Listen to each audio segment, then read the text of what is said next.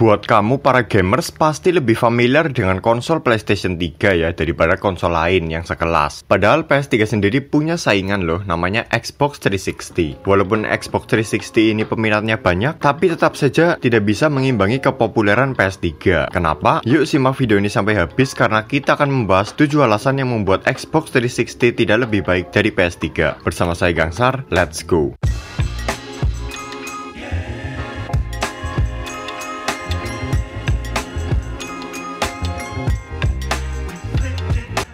Dalam dunia game, kita mengenal berbagai macam jenis platform seperti PC, mobile, board game, konsol, dan portable konsol. Tetapi dari sekian banyak platform tersebut, kita pasti setuju kalau salah satu platform yang terbaik adalah konsol. Alasannya simple, karena konsol merupakan platform gaming perintis sejak zaman dahulu yang membawa konsep gaming baru yang abadi sampai saat ini dengan kontrolernya. Tetapi jangan kamu kira kalau konsol itu hanya ada satu jenis ya teman-teman, yaitu PlayStation saja. Nyatanya sejak dulu pun PS selalu memiliki kompetitor pada setiap produknya seperti Nintendo, Sega Dreamcast, GameCube, dan Microsoft Xbox. Bahkan rivalitas Xbox dengan PS sudah dimulai sejak era PS2. PS2 mempunyai saingan Xbox original, PS3 mempunyai saingan Xbox 360, PS4 mempunyai saingan Xbox One, dan terakhir PS5 pun mempunyai rival dari Microsoft, yakni Xbox Series X dan S. Tetapi saya yakin dari kamu semua lebih familiar dengan PS ya teman-teman, yang mengakibatkan penjualan semua seri PS di Indonesia lebih tinggi dari semua seri Xbox. Apa alasannya? Tentu karena PS memiliki segudang kelebihan yang tidak ada di konsol Xbox. Kita sebagai gamer pasti ingin selalu bermain game di konsol yang lebih powerful, bukan? Nah, di video kali ini saya akan memberitahu 7 faktor yang membuat PS lebih populer, lebih ramai, dan lebih sukses daripada Xbox. Dan kita akan mengambil contohnya dari PS3 dan Xbox 360. Ketujuh fakta ini saya kumpulkan dari pengalaman-pengalaman saya dan kawan saya yang pernah menggunakan kedua konsol tersebut, dan sedikit tambahan dari artikel di internet yang terpercaya. Oke, langsung saja kita masuk ke inti videonya.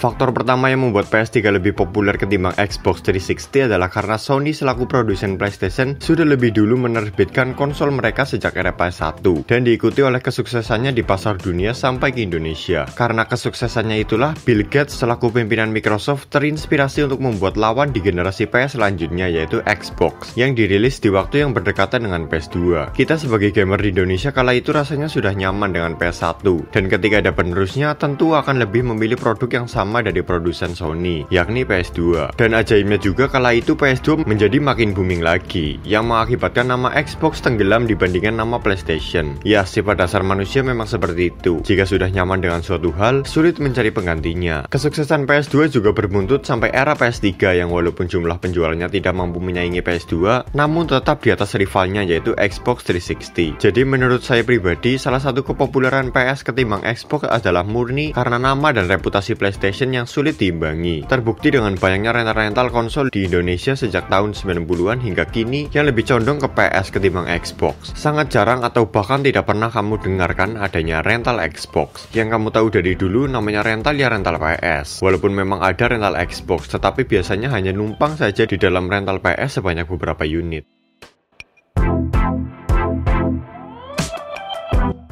Beralih ke faktor berikutnya yang membuat PS3 lebih powerful ketimbang Xbox 360 adalah karena spesifikasi di atas kertasnya yang lebih unggul dari Xbox 360 dari banyak sisi. Mari kita lihat mulai dari segi prosesor. Xbox 360 menggunakan Xenon 3,2 GHz dengan 3 core dual thread, sedangkan PS3 menggunakan prosesor Cell 3,2 GHz dengan 7 core single thread, dengan tambahan satu lagi untuk backup. Lalu dari segi RAM, Xbox menggunakan 512 MB GDDR3 dengan kecepatan 700 MHz dengan bandwidth 22,4 GB per second. Sedangkan PS3 walaupun memiliki kapasitas RAM 256 MB XDR tapi mempunyai kecepatan 3,2 GHz dengan bandwidth 25,6 GB per second. Lalu dari segi resolusi, OS PS3 dan Xbox sama-sama berjalan di Full HD 1080p. Namun pada saat masuk game, semua game Xbox mentok di 720p saja. Sedangkan di PS3 ada sebagian game yang support untuk bermain di resolusi 1080p seperti Call of Duty Advanced Warfare, Final Fantasy X X2, Remake HD, dan Tony Hawk Pro Skater HD. Kemudian dari sisi audio, PS3 diunggulkan dengan analog stereo Dolby Digital 5.1 dan 7.1 LPCM Surround yang lebih menggelegar ketimbang Xbox 360 dengan Dolby Digital 5.1 saja. Koneksi juga sangat penting untuk bermain online. Di PS3 menggunakan dukungan koneksi sebesar 1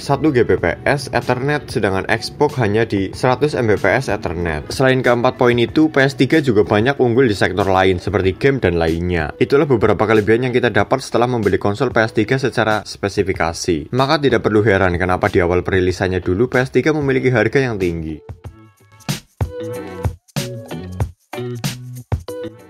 Selanjutnya kita bahas mengenai nyawa dari konsol sendiri, yaitu game. Tentu kita membeli konsol hanya untuk bermain game-game di dalamnya, bukan? Nah, PS3 sendiri memiliki jumlah game sebanyak 2.561 judul game yang dirilis oleh berbagai macam publisher. Sementara Xbox 360 hanya memiliki jumlah rilisan game sebanyak 2.154. Dari segi jumlah game ini, Sony PlayStation 3 lebih banyak 407 game. Game-game di PS3 juga kebanyakan adalah game eksklusif yang hanya rilis untuk konsol PS3 saja. Sementara game di Xbox sebagian besar adalah game universal yang bisa didapatkan juga di platform lain seperti PC. Hayo, di antara banyaknya game di PS3, apa game favoritmu?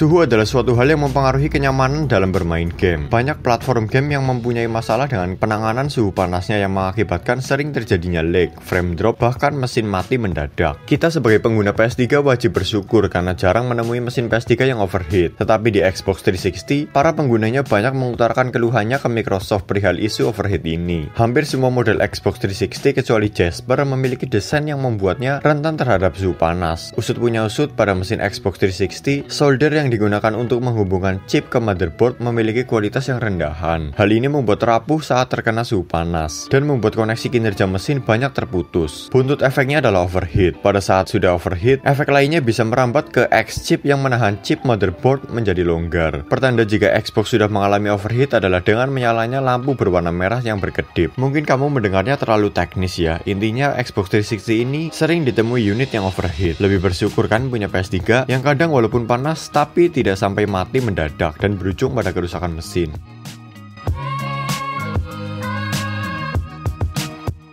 Di PS3 jika kita ingin memainkan game dari kaset atau Blu-ray disc, kamu tinggal masukkan saja ke dalam slot kaset yang ada di PS3. Tetapi ada yang aneh jika kamu ingin bermain menggunakan kaset di Xbox 360. Kenapa? Karena tidak ada lubang slot untuk kasetnya. Lalu bagaimana kita ingin bermain game dengan kaset di Xbox? Ya kamu harus membeli lagi yang namanya HD DVD eksternal untuk Xbox 360. Lumayan ribet kan? Keduanya juga menggunakan teknologi kaset yang berbeda. PS3 menggunakan Blu-ray untuk teknologi kasetnya, sedangkan Xbox 360 menggunakan digital HD. Apakah keduanya berbeda? Tentu berbeda. Dalam hal ini, Blu-ray disc lebih diunggulkan karena biasanya Blu-ray memiliki kualitas gambar yang lebih baik dari HD digital karena memiliki bitrate dan frame rate yang berbeda sehingga menimbulkan pengalaman visual yang lebih baik walaupun di resolusi yang sama. Untuk kualitas audio, Blu-ray juga lebih unggul karena bisa memberikan efek audio yang lebih spektakuler. Sedangkan format audio di HD DVD memiliki kodek audio yang standar saja.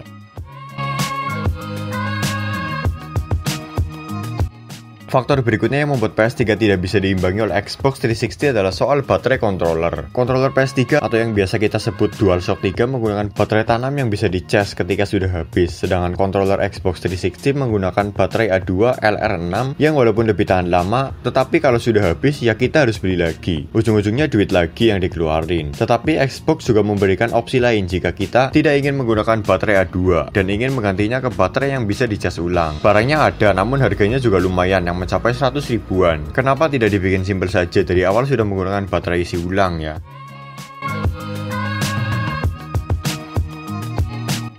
Tidak hanya baterai kontrolernya yang dibuat ribet, harddisk sebagai media penyimpanan konsolnya juga demikian. Jika di PS3 kamu merasa kapasitas harddisknya kecil, kamu bisa mengupgrade harddisknya ke kapasitas yang lebih besar dengan harddisk universal yang biasa dipakai di laptop. Sedangkan jika kamu ingin mengupgrade kapasitas harddisk di Xbox 360, tidak bisa sembarangan harddisk karena harus menggunakan harddisk khusus Xbox.